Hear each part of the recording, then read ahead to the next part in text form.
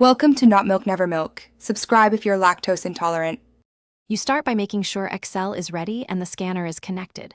Plug a USB scanner or pair a Bluetooth unit, then set it to keyboard wedge or HID so scans type into Excel.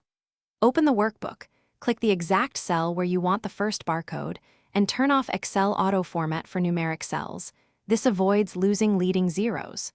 Once done, test one quick scan to confirm characters appear as typed, because early verification prevents wasted work.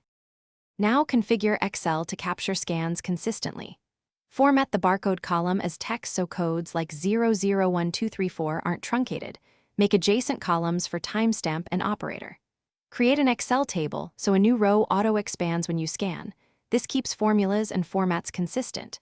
You can add a simple timestamp formula like equals now in the timestamp column and copy it down, or use a macro for real-time stamping. Make sure to protect headers so scanning always lands in the right. Finish by automating capture and preparing for issues.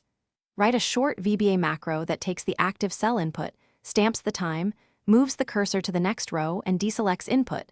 This saves manual work. Configure your scanner to send an enter or tab suffix so each scan advances the cell. That's crucial for continuous scanning. If something goes wrong, confirm the scanner's HID mode, check your operating system keyboard layout, and ensure Excel has focus. These steps solve most problems quickly. Thanks for watching. If this was helpful, leave a like and consider subscribing. See you next time.